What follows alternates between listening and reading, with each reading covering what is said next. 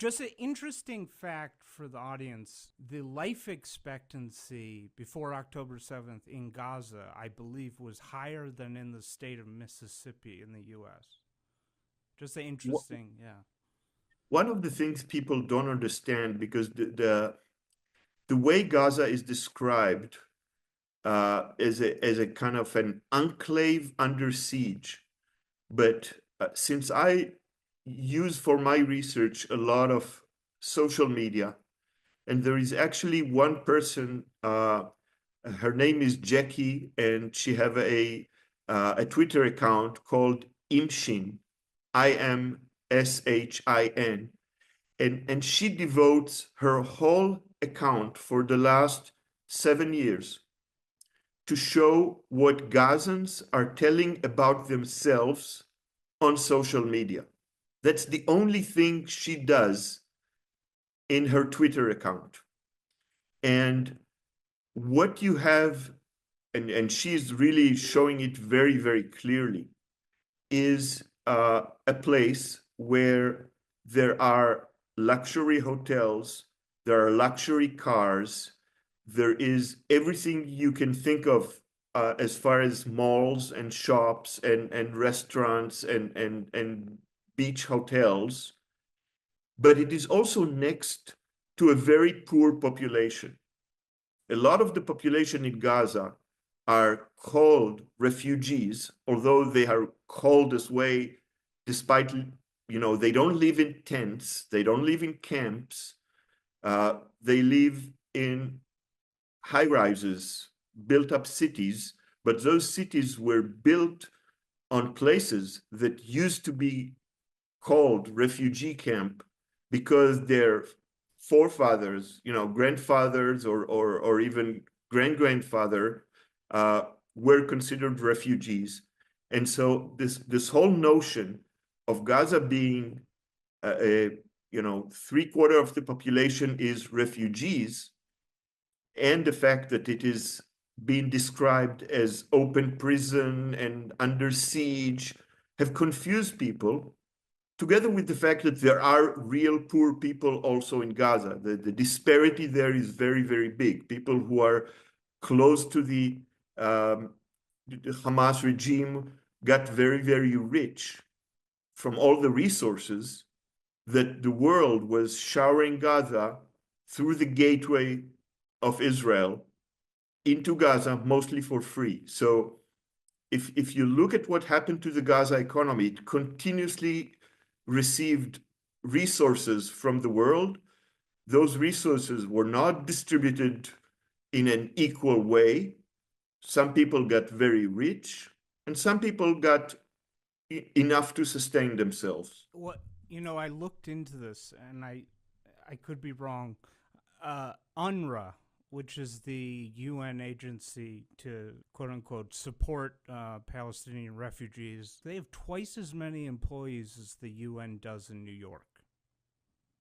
That's very possible. UNRWA has at least 13,000 employees in Gaza itself. Other than the government of Gaza, and the government of Gaza is a complex notion because some of it is being paid by the Palestinian Authority and some of it is the Hamas government. Other than the government, they are the biggest employer in Gaza, and they have also put a lot of resources into the Gaza economy. They, other than providing free education, free healthcare to about three-quarter of the Gaza population, because they consider them refugees. Gaza is the only place in the world where the people who are considered refugees inherit their refugee status from their parents or from their grandfather or from their grandfather, and then anyone who is marrying into a refugee family also being received the label of a refugee. And the moment you get this label, then you get free funding from UNRWA, either education, Do, healthcare, and also do, food do you assistance. know the supermodel Gigi Hadid? Yes, Supermodel, born in 1995 in Beverly Hills, grew up in a mansion, child of a billionaire, a Danish mother, Palestinian father. That is considered a refugee of 1948. So born in y- 1995, but is a refugee of a war yes, in 1948. Yeah, yes, and that's very. how 3/4 of the Gaza population is being described as refugees and get, all their basic substance, food, healthcare, education, is provided for free by UNRWA. And basically, what it did, and it was very revealing at the start of the war. Somebody asked Hamas about, why don't you let people into the shelters, and they said that's not our job. That's the UN's job. من أجل أن نحمي أنفسنا من الطائرات، نحمي مقاتلين من الأنفاق. أما القطاع غزة فأنت تعلم والجميع يعلم بأنه 75% منه لاجئين، واللاجئين هو مسؤولية الأمم المتحدة في حمايتهم. مسؤولية الاحتلال. Basically, the UN was handling what we would understand as governance, allowing Hamas to just focus on what it cares about, which is like killing Jews. Yes, the person you were just quoting, his name is Musa Abu Marzouk. He, by the way, is a American citizen, as far as I know. He was convicted in the U.S. for funding terrorism, but managed to escape. And for several years, he was in Syria until the Syrian kicked him out, and now he's mostly in Qatar. He's one of the quote thinkers or the Hamas, what's called political wing, not the military wing, although, of course, there is really no difference. One is providing the ideology of killing people, and the other one is actually, the one doing it. Yeah, I'd watch out because I'm not sure you should say he's American because now Colombia might have to offer him a tenure track job. He could be the next president of Colombia. So this stuff about employment is very interesting. So what was the employment rate in Gaza before October 7th? Oh, it was never more than 50%. It's a society where, as I said, some people got rich from commerce. A lot of people had good life because the basic substance was always provided for free. The fact that a lot of resources flow into Gaza for free allowed the Hamas government to always take a cut. So Hamas was actually funding themselves using all the goods that the world was showering over Gaza. They always took a cut of it. They always took some parts of it. And this is how they financed their other operation. And of course, what you had there was, there was a basic economy, construction, agriculture.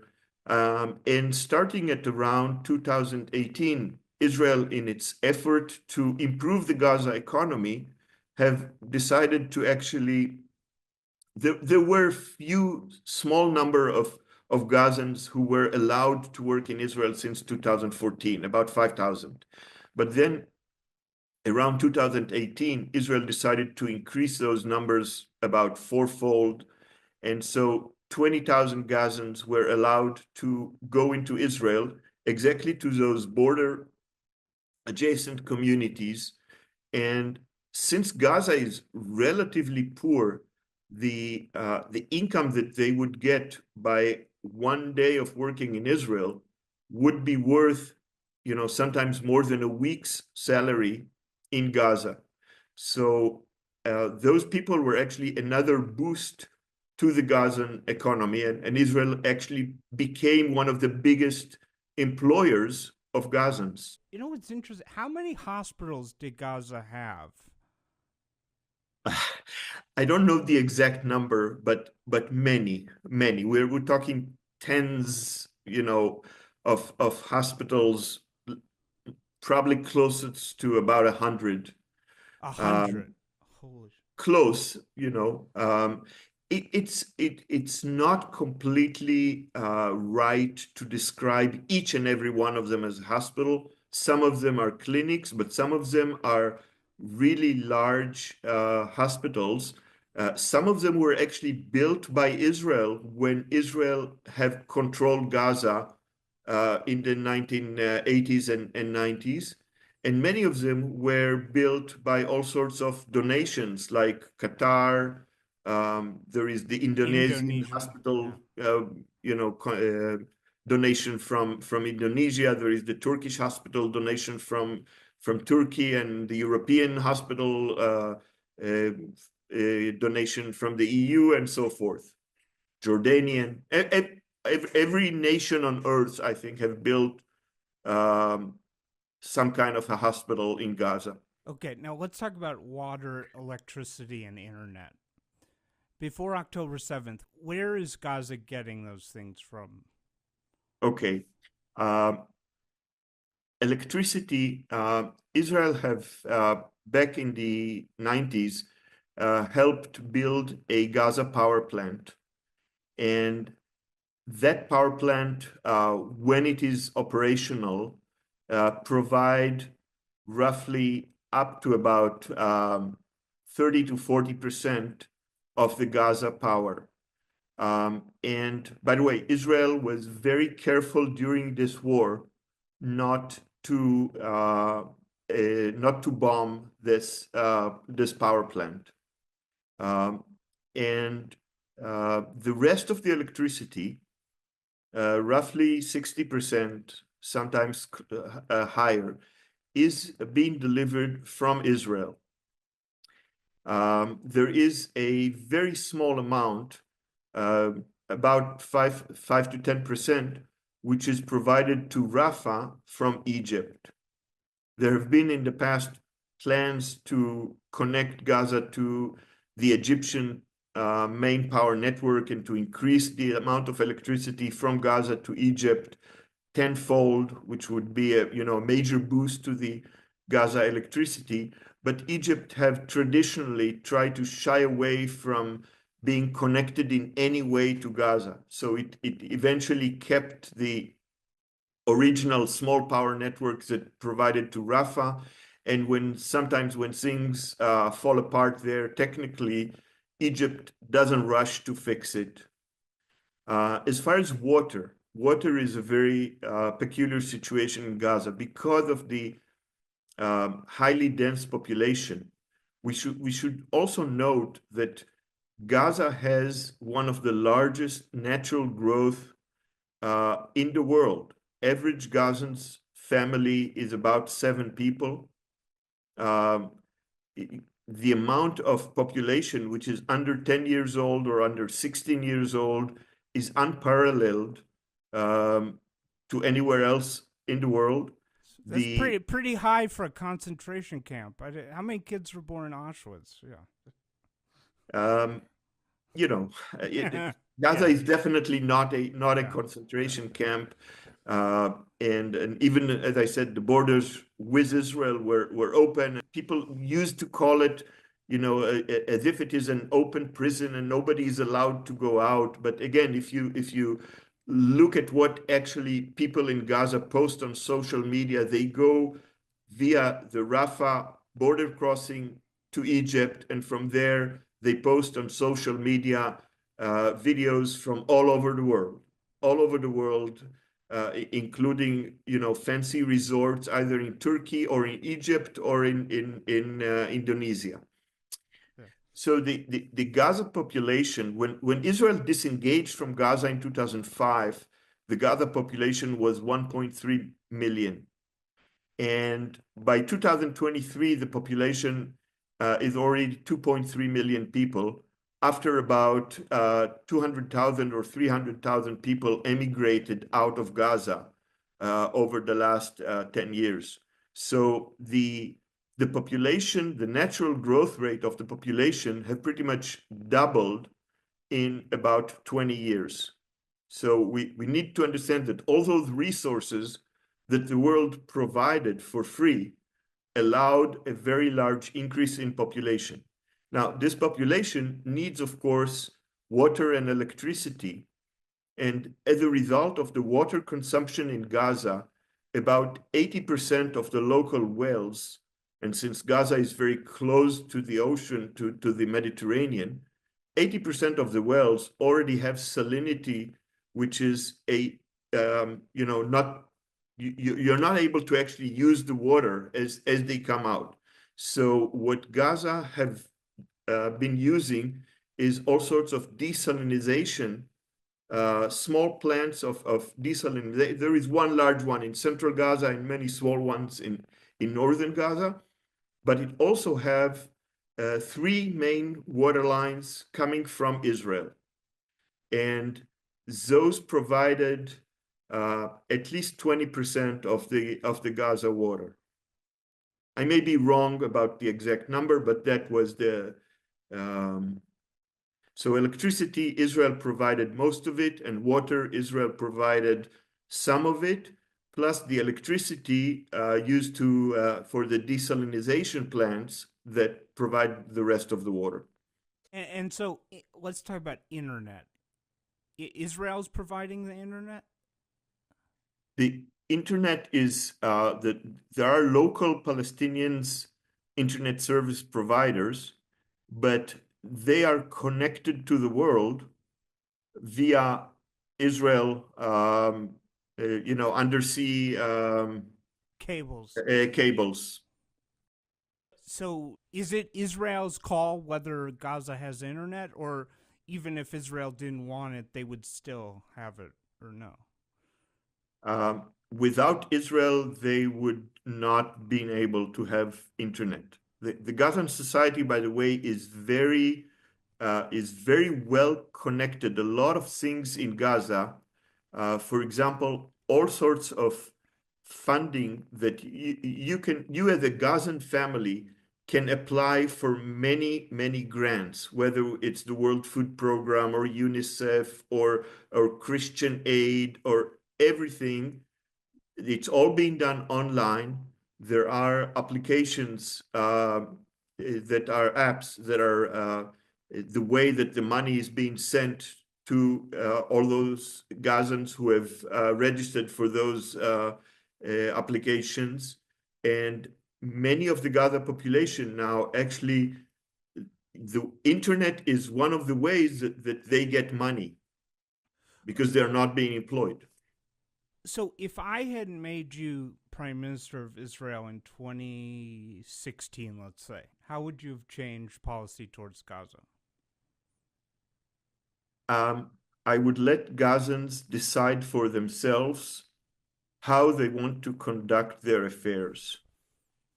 But it doesn't mean that I would tolerate any kind of security threat to Israel, whether it's being just being built or being used. So any threat that developed there, emanating from there, even before it is being used, I would apply military force to neutralize it. But on the other hand, I would completely disengage from meddling or providing any kind of economic connection to Gaza. They should decide for themselves how they want to deal with everything. And if their decision is to attack Israel, then Israel should have known how to defend itself, instead of fooling itself to think that if we shower them with a lot of economic means, there will not be any military threats coming from Gaza. Okay, let's be specific. So you would shut down this guest worker program. That would be over, right? Yes. And as far as electricity, for example, I don't think it's something we should do from today to tomorrow. We can say, look, in about 16 to 18 months, we are going to cut the electricity ties to Gaza. Go figure out, build your own power plant, ask Egypt to provide you more power. 18 months from now, we are going to shut off the electricity connection. Okay. And same with water? Yes. Okay, because they have indigenous methods of getting it, right?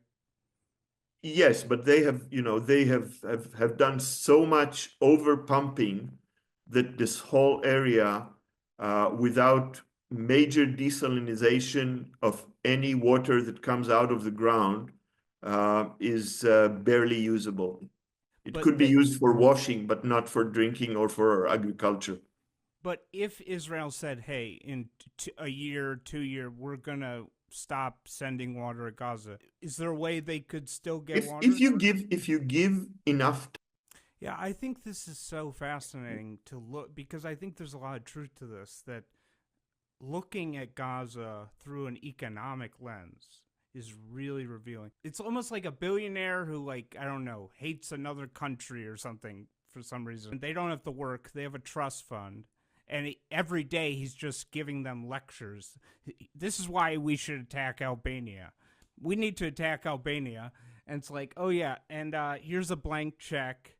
And yes, there's some rockets over there. And it's like, yeah, of course they're going to be a full-time terrorist, right? Yeah. Yes, there is a UN website. It's called, I think, FTS OCHA. I can, send it to you.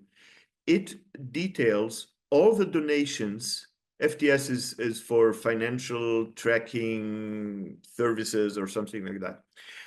It tracks all the funds that the UN manage all over the world, to the tune of about, I think overall there it's about $43 billion of donations. Out of that, in 2024, Gaza got about 3 billion, so around 9%. And if you make the calculation per capita, per person, you'll find out that Gaza is receiving 7 times more than Sudan, which really has severe famine, about 17 times more than Yemen, which had really bad real famine, and about 60 times per person than Congo in Africa, which also is a very poor country.